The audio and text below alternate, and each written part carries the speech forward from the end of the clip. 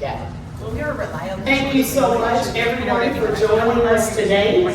Please start here. We will get started, I guess, right about now. I want to apologize up front and let you all know that I am a masker, and unfortunately, it's just a little warm in here for me. So that is the only reason that I'm not in my mask today. Just letting you know that it's on behalf of New Disabled South. So first of all, I just want to say again, good afternoon to everyone here. I'm more excited than y'all can imagine.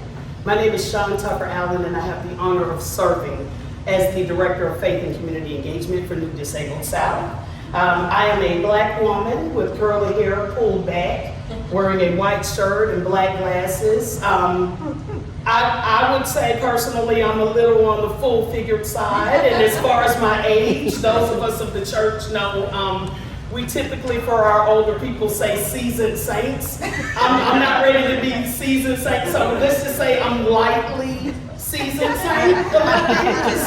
For those of you may want that, God's still working on me. I'll be a little better with my age thing. So New Disabled South, along with the other amazing partners of this event, and that would be League of Women Voters Alabama, Alabama Disabilities Advocacy Program, American Association of People with Disabilities, Poor People's Campaign Alabama, and Rev Up Alabama, and also have some Rev Up National in the house. We are also deeply honored to be in community with you all today. And I'm blessed to serve as moderator for these two incredible conversations that we're about to have.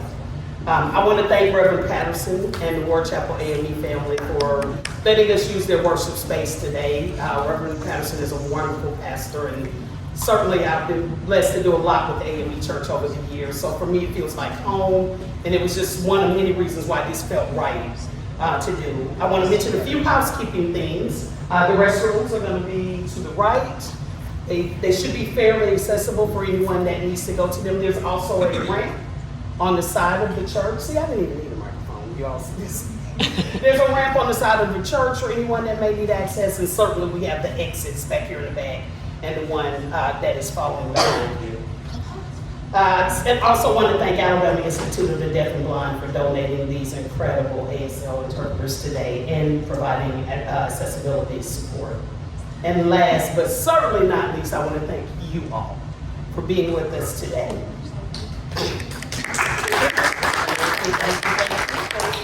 Sorry about these lights. This is the stuff they never tell you. So let me just say it's certainly no accident that we gather in Selma, Alabama. This city, especially the Edmund Pettus Bridge, stand as a testament to ordinary people who did extraordinary things for justice because they believed more than anything that access to the ballot was worth it. It's actually worth everything. And so from this sacred soil that is watered by their sacrifice and so many others that are sacrificed. And I would certainly be remiss if I did not lift up Jesse Jackson. So we stand in that season. Certainly Brother Lafayette as well. So we're grateful for being here today because what we know is that no struggle stands by itself and that every single movement for justice is tied together. Every single one of them. The fight for disability rights and civil rights is no exception. Americans with Disabilities Act did not emerge from a vacuum. It stands on the moral and legal foundation of the Voting Rights Act of 1965, a legislation that declared that access is not a privilege. It is in fact a right, because people marched, people organized, and demanded to be seen, and demanded more to be heard, because of them, so that polling places could be accessible, and ballots could be readable, and participation could be real, not symbolic. We owe a debt to those that came before us. These systems, so many more. We owe a debt to those who boycotted, those who sat at sit-ins, crossed bridges, defied injustice, so that all of us could be here today. We owe a debt. And yet, even as we celebrate the progress, because it's been some great progress, beloved, we also have to a little bit tell the truth and be real. because I think we all know squarely where we sit at this moment. So even as we're here to celebrate in Selma and reflect, we know that we're still confronting familiar ghosts. Our communities remain undercounted, leading to gerrymandered precincts and representation that does not reflect the people. We continue to see efforts to narrow access to the ballot. We continue to see increases in anti-voter laws, efforts to question whose voice matters, whose participation counts. And so we look back, not because we want to live in the past, but we want to learn from it. And we also look forward towards that mountaintop that Dr. King talked about, that we are clearly still climbing. Because what we all know, every single one of us here today, because it's a disability rights event. So all of us are here because it's moved us in some way. But what we do know is that voting rights are disability rights. Okay? When a polling place is inaccessible, democracy is inaccessible. When a ballot cannot be read independently, freedom is incomplete. When barriers silence disabled voices, the promise of this nation diminishes for every single one of us. And so today, as we frame this conversation, we honor the past, and we'll examine the present, and we'll commit ourselves more than anything to a future where access is not debated, it's guaranteed. And so I invite the Creator, God, whatever you would call that power, to move in this space today.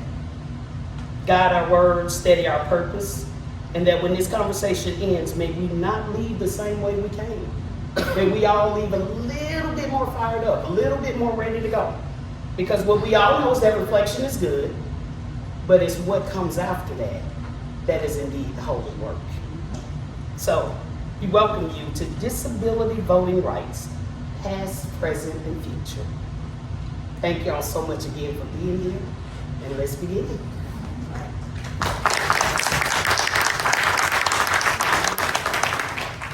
This is, wow, an incredible, incredible honor to sit here with these two, this amazing, amazing, amazing women. It's my honor to introduce these two living witnesses of courage and resilience. Two sisters from Marion, Alabama, incidentally the hometown of Miss Coretta Scott King. Like so many others, they marched that bridge in the fight for justice. And in fact, Miss Jeanette was one of 17 that were injured. Their strength and their determination reminds us that were it not for them, there would be no us. And so please welcome in this space today, Ms. Margaret Howard and Dr. Jeanette Howard.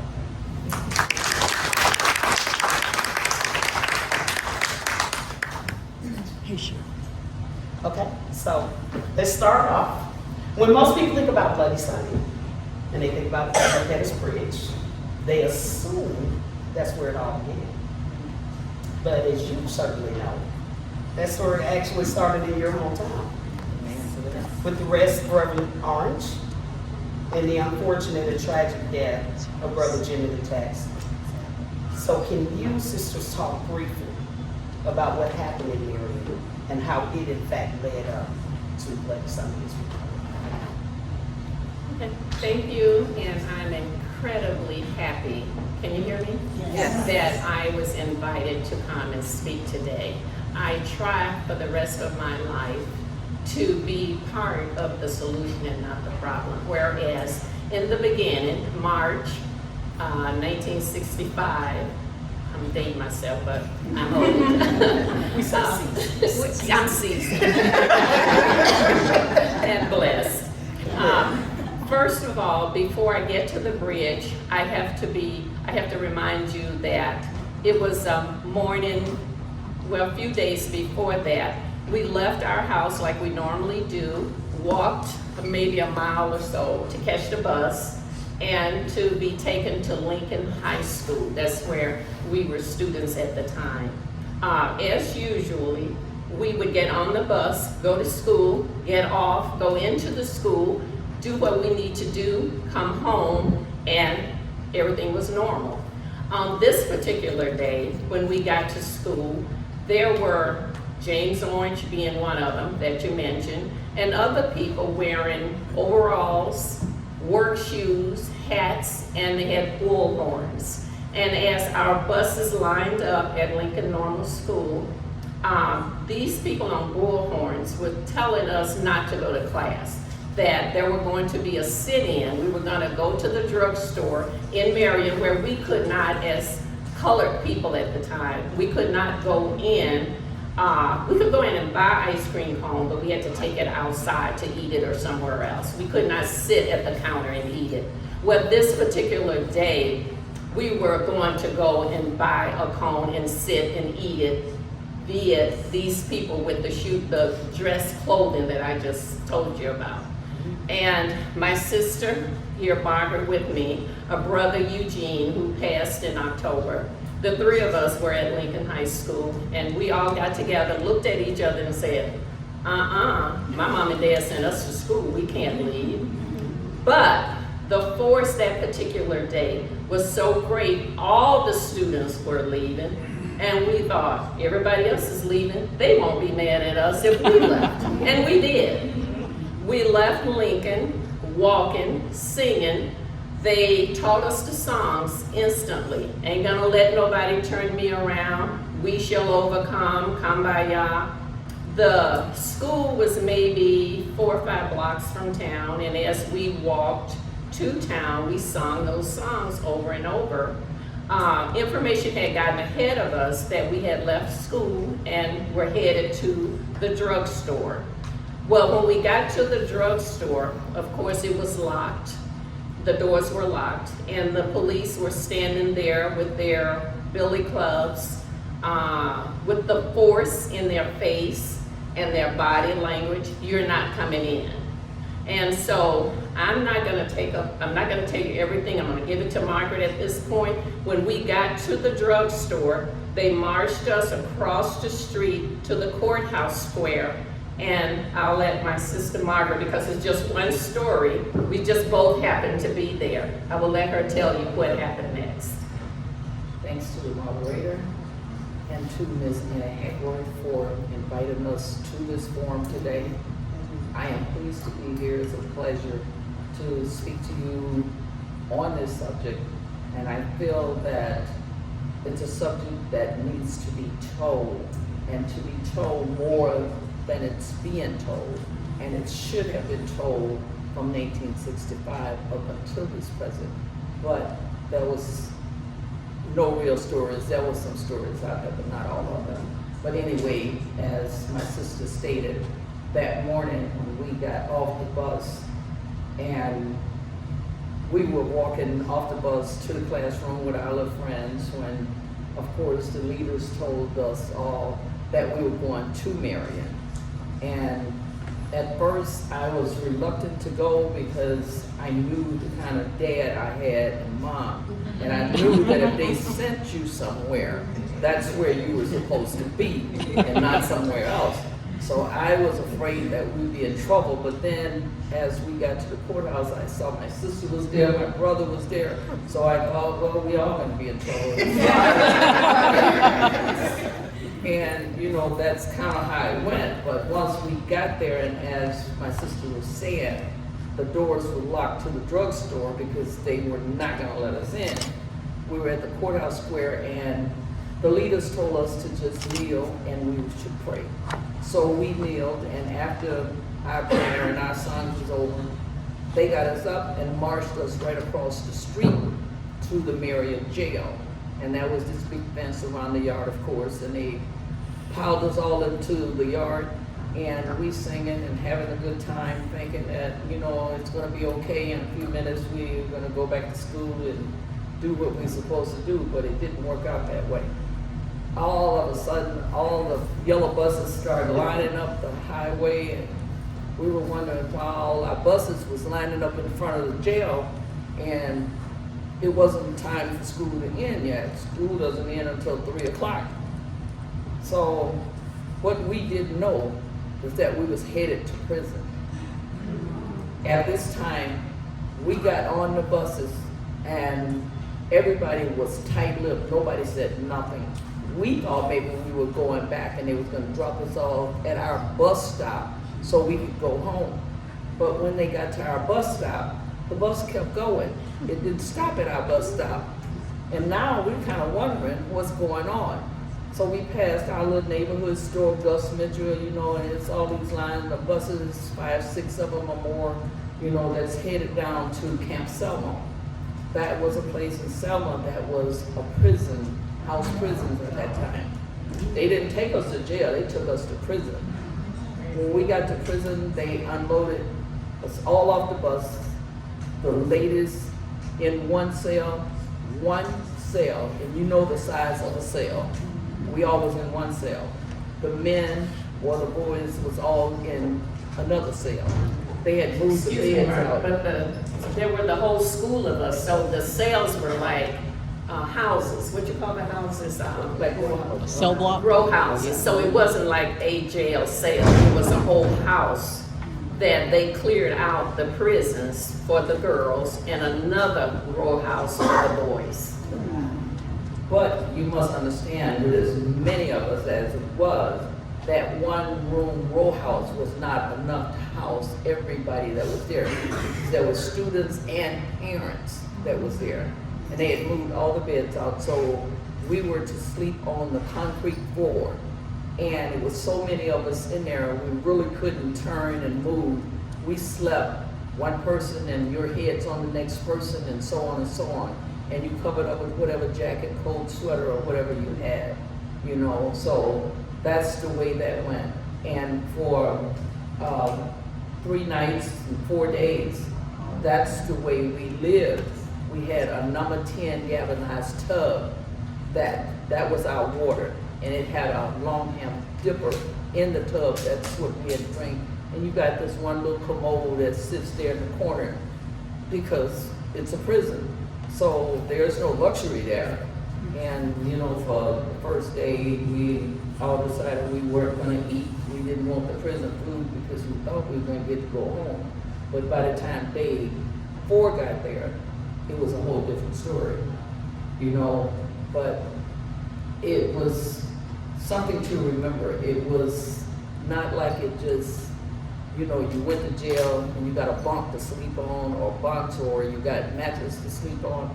It was none of that. It was a concrete floor. Okay, and then after being a concrete floor, there was nothing else there. And keep in mind, all of these children from Lincoln High School were there, girls and boys. And like Margaret said, when we slept that night, we had to lay on each other. You think of a chair, a lattice, you know, my legs on her, my back on him, and on her, and so forth and so on.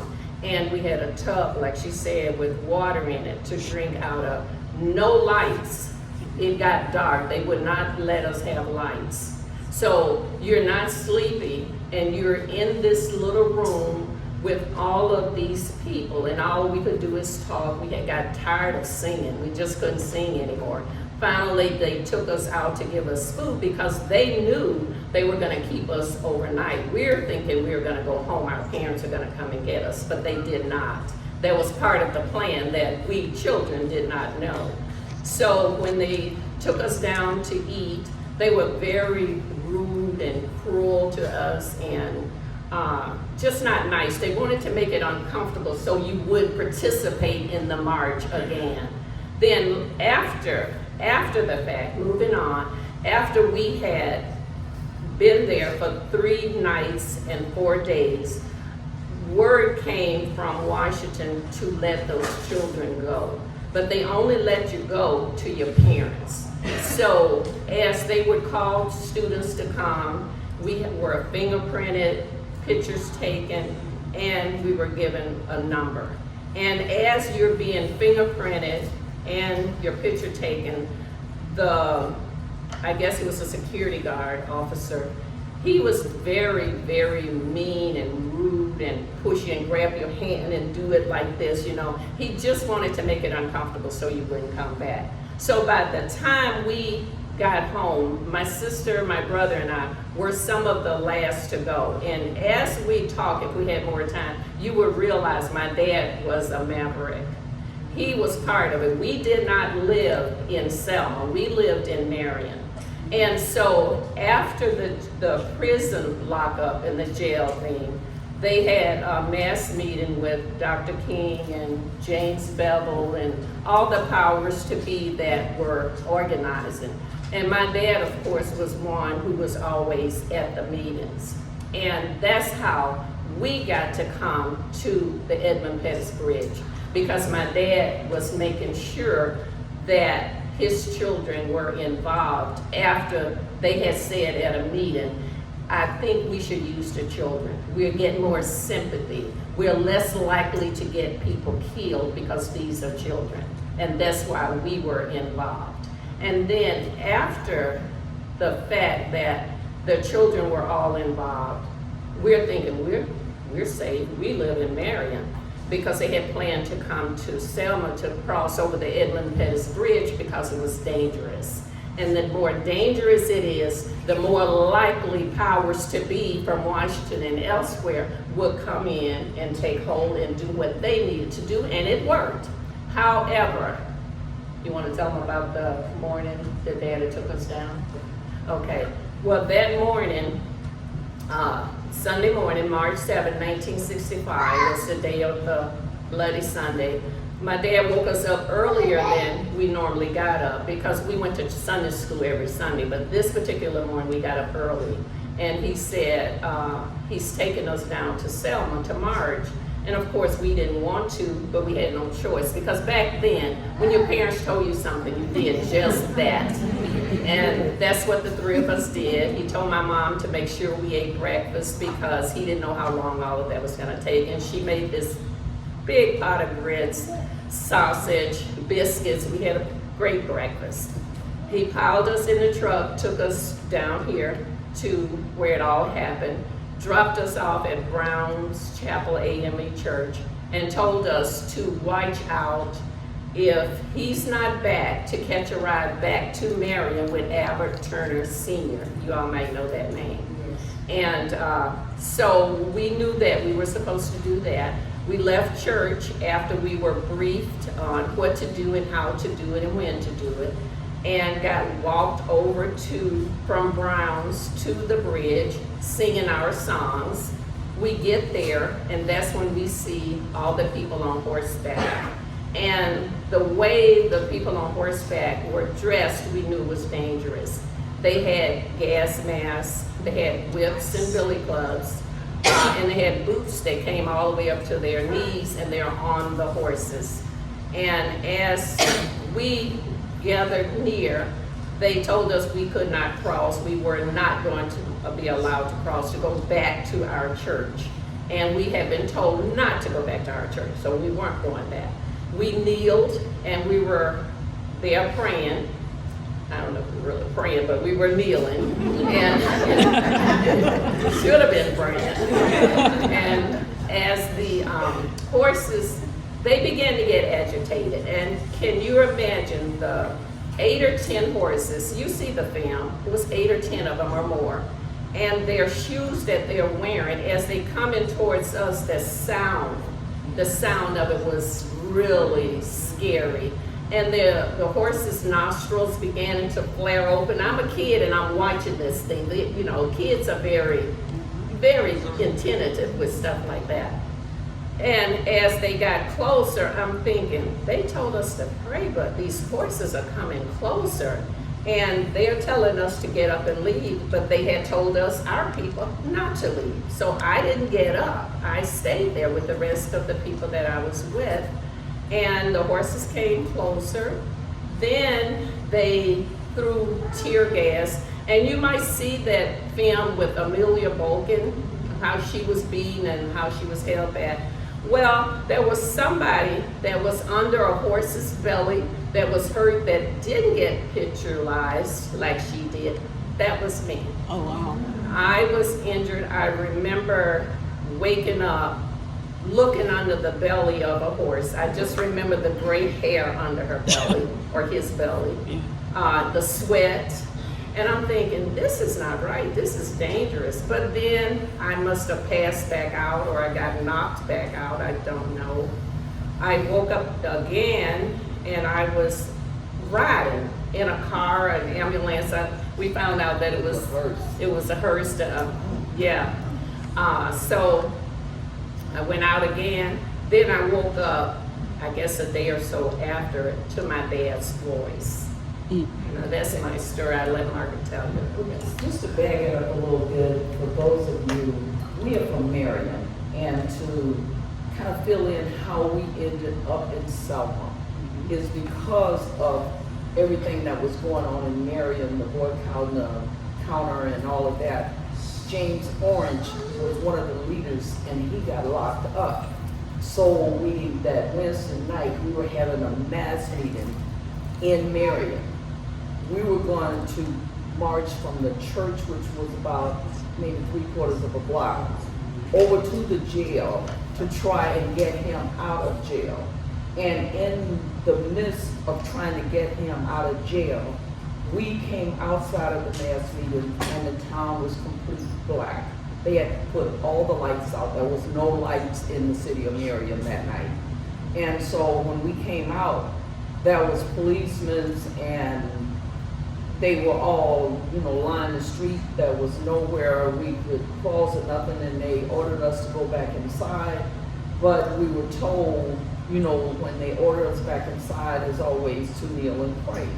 So at that point, there was a restaurant right next to the church, and Jimmy Lee Jackson worked in that restaurant, and so did his mom. Well, the grandfather of Jimmy Lee Jackson was coming to walk them back home or to drive them back home. And in the midst of the dark, he didn't realize what was going on. So Jimmy Lee Jackson walked through the police barricade to get to the restaurant. And when he walked through it, he was thrown to the street and was beaten with billy clubs and whatever else. 82 years old. He was 82 years old. And Jimmy Lee Jackson, who worked in the restaurant, that was his grandfather. So he came out of the restaurant and he saw his grandfather on the ground being beaten at that time. So he said to the officers, "Please don't kill my 80-year-old grandfather." One of the officers said, or the deputies, whatever he was, he said, "What did you say?" He said, "I only said, please don't kill my 80-year-old grandfather."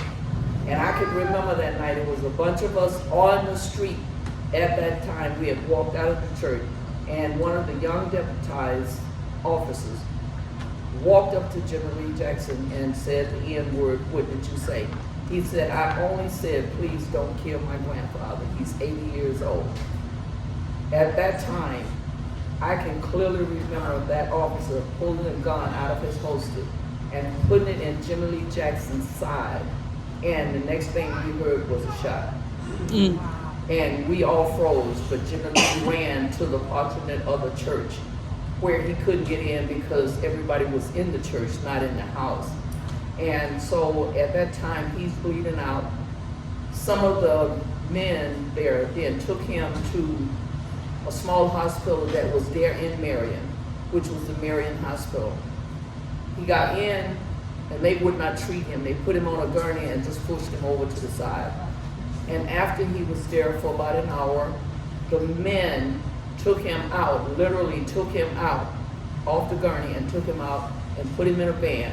And they drove him to Selma, to Good Samaritan Hospital, so he can get treatment. Well, he got treatment. There was a black doctor there that did surgery on him. And his surgery was 2 days old. He was getting ready to go home. And another set of doctors came in. Septic had set up because he didn't get treated from there. No, not at that point, I don't think, but the doctors came in and said he needed a second surgery because they said he had septic. And the doctor that performed the surgery had just left and said there were no septic, that he didn't need a second surgery. But then he was taken down and he was given a second surgery. And after that surgery, he did not pull through it. So that's why Jimmy Lee Jackson lived for 8 days before he died, from his wound. So at this point, now, this is how it got to Selma because Dr. King thought, okay, they killed him, we cannot do it for Marion because Marion only have 2-lane highways, one going north and one going south. So we knew that we were not gonna get those highways shut down for the participation of the marchers. So Dr. King at that point said we'll move this to Selma because we need to take a replica casket of General Lee Jackson and set it on the steps of the Capitol building, which is in Montgomery. That's what sparked the march from Selma to Montgomery and not from Marion to Montgomery. And they could not do the casket thing because of germs and disease, so it was decided that they would not take his body to the Capitol, but they then brought us to the bridge here in Selma. They just had to get some kind of attention that was dangerous. And I remember that one night at a mass meeting, Dr. King saying, we might lose some. It's gonna be a dangerous road ahead, but we have to do it. And my dad was so willing, and I thought honestly that he didn't love us because I thought I would never send my child into that. But I'm here today because my dad was so courageous. He did not get paid for his bales of cotton like the white man did. And he was just fed up. He was fired up. And when they say bring the children, we were there. The Howard children were there. And I'm not here because I was so brave. Yes, I was injured, I was hurt, and I had to, yes. I'm still here, yes. But I have to carry my dad and my mom's legacy on. Someone to be that brave. Even to this day, I would not have allowed my child to go. But I just have to give them their credit and carry their legacy on for the rest of my life. Well, we asked you if you could actually speak their names in this space. Yes, today. please. My dad's name is James Howard, and my mom's name Marie Howard. I just respect them so much for what they did with the movement, and their names are never mentioned. And I get so emotional sometimes with my dad, especially he didn't get to see Barack Obama become president of the United States. He didn't get to see all the Terry Sewells, the Stephen Reeds, the black mayor of Montgomery. He didn't get to see any of that, but we're here and we're aging. You know, we're the youngest of that movement right now to tell our story, and I have to tell it, and I'll tell it as often as I need to, so it will be told and told truthfully. James and Marie Howard, our parents. We're gonna stop right there and give a shout out and some love to James. No matter what it takes and who it takes at that point, hoping that none of it would happen, that it would all be good. That's how Turnaround Tuesday came about, because of that. That's how it came about. But Turnaround Tuesday, she was in the hospital, my brother and I, we were not. Of course, my dad put us right back out there. We were right back out there. He and I, we made it across the bridge on Turnaround Tuesday. We slept in the pastures in the mud. It always seemed to rain when you got something like that. No, that's the march. I was there in the march. Right, she was there for the march, but for Turnaround Tuesday, it was raining. Tuesday it rained the entire march. The whole 54 miles, we were in some type of rain at some point. Yes. You know, and But the nice people of Lowndes County, they took good care of us. They We did. had great food. We were protected. You know, it was fun at that point. All of the bad was behind us as children, but the struggle continues, as we know. And this administration we are under right now is almost like we're back where we began, if we allow it. So the struggle continues. So everybody get your tents ready, you'll be sleeping in Lowndes County again. but we were in the mud. It rained every day. It was always muddy. And the one thing that sticks out in my mind, it was this white gentleman that had one leg and he was on a crutch. He marched the 54 miles from Selma to Montgomery. And I just love it when we would get to where it was a stopping point. he didn't care. He was so hot and so tired. He would just bop down in the muddy water, you know, and it was just something to see. And being a child at that time, I thought it was something funny to see. And the older I got, I realized that it wasn't the fun of it. It was the legitimate of the whole situation, you know, that the reason that he was there, the reason he was doing what he was doing, and the brave of him to do what he did. Because mind you, at that time, he was a white man. So, But Dr. King always said, without his white sisters and brothers, we would not have gotten as far as we got. So we can never forget, it wasn't just a black struggle. and we also lost Luso at that point, who had 5 young kids back in Detroit, where she came down to transport blacks from Selma to Montgomery. And there is a replica, I don't know if everyone knows, on Highway 80, where she was killed. There is a replica of Luso there, a grave site replica. And it's fenced in, you can visit it, but you can't get inside of the fences enough. You can see it, you can take pictures, you can read whatever is on the grave. All of that is there, and it's still there. Well, they had to fence it in because people were targeting it. They were shooting it, they were doing all sorts of things to it, so they put a fence around it to protect it. So, you know, I mean, the struggle didn't just happen because we were black. There were numerous amount of whites and others that participated in this march from Selma to Montgomery. But by the time, shortly after Luso was killed, then the president ordered the military to protect us to it was all, I think, a part of all of them that was there protecting us for the rest of the way. And, you know, at that point, I guess that's what got us through, along with the above being, we don't know who he is, we call him God, or we call him the Father, or whoever we, you know, address him by. We know that the help from that being was there, along with the military. So we was successful in making it to Montgomery, to the state capitol. And, you know, you just can imagine what the streets was like when we got to the state capitol in Montgomery.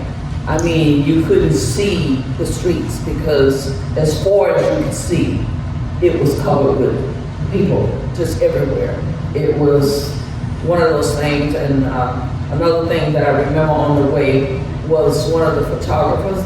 That was Spider Martin. That they named him Spider because he would climb up in the trees, or he would climb on poles, and he would take pictures from an area that nobody else was in because he would always climb. And right now we are in touch with his daughter, Tracy Martin. Tracy has a lot of his work. She developed some of his work since he passed on, and she has it on display in a lot of places. Tracy lives in Birmingham now, and we are in touch with her. She is a great person. I admire her to death and her work that she's doing. And again, without Spider Martin, the pictures, the films that you see on television that you see, we wouldn't have that. And he was a white man, and we can never forget that and know that it took other people to help with our struggle. Because then there were people, our people, who would tell the opposition what was happening. So it was like twofold. It was not easy. And I recognize that more now as an adult. As a child, I really didn't care.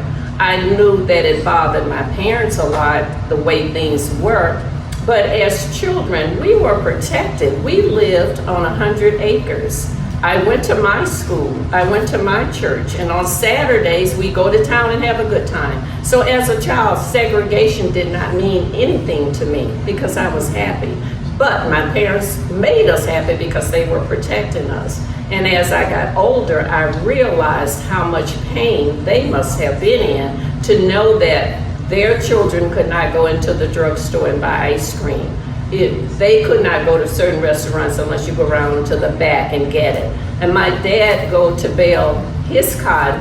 If the white man was there with his truck, my dad had to wait for his cotton to be processed. So I didn't know all of that. And as you grow and you learn, you realize what that segregation did to people, how it must have minimized their inner being. And I am the first in our house, family of 12. My parents were cotton farmers. Nobody older than me were able to vote when they turned 18. I was the first. So that's how important this struggle is. And when I say it continues, it does. Well, I must say the struggle started because of voting, and I acknowledge everyone in here to please vote and vote your heart. Don't vote because I tell you to vote away. Vote your heart, whatever that might be. But vote, because if you do not vote, that's a vote for the opposition. So make sure you vote. I mean, we got the right to vote, and now we're at the point we're losing the rights to vote. And we don't want to go that deep back into segregation or into voting, non-voting. We want to be able to move forward with everything we do. And the steps that we have made are the steps that you can see right now, because you've never seen women in position. You've never seen blacks in position. You've never seen disability in positions. So now you see a little bit of everything in position. So let's not lose that right that we have to vote for what it is that we want or that we need more so than once. Well, listen, I asked the Creator to move, and I think all of us see certainly that there's movement in this space. I want to just reflect a little bit because there's certain things you all brought up. There was intentionality in having these two incredible sisters share their story, because oftentimes we do hear things in a snapshot. And we do celebrate these moments and don't realize that there were lots of pieces to those moments. There were lots of people to those moments. In fact, as history goes on and plays out, many of us in this room could be some of those same unspoken names, because the movement is never about us. It wasn't about your dad. It wasn't about your mom. But I think it's also important to recognize the strategy. That there was so much detail to say, let's put the children out there. Yes. Again, as we take these gifts, because we are not always blessed to have these gifts. I'm a child of Georgia, and I'm so fortunate, but I'm also half of me because my mama's from Alabama, and I'm a child of Alabama too. And so I've been fortunate to sit at the footsteps of extraordinary people like you all, and felt so deeply blessed every time to understand it's a long race. It's a tiring race. So I say deeply, we hold on to the intentionality of the movements, the struggle that these sisters went through, the pain, but also the pragmatism, the slowing down sometime and waiting, and believing it's not all for nothing. We are so deeply blessed to sit at the footsteps of you two sisters today. Thank you very much. Because you told the truth. Yes. And what we realize is there's still so much at stake. And if these sisters offered us one thing, is to vote. Yes. That's It right. may not be who you want. That's right. Nobody's perfect. But as we wrap up and get ready for that next panel, I want to center all of us and just go back to those moments that they talked about and just say realistically, of all the options that they had, 1965, do you really think they were like the best option ever? I mean, you kind of had to settle for what you had. That's right. And that's something that I just think, again, we're not here to tell anyone who to vote for. That's right. But what we're saying is when you're in that booth with all of us. It is going to take all of us. It's going to take every single one of us. We thank you deeply. Thank you. And we are thankful for this. So I want us all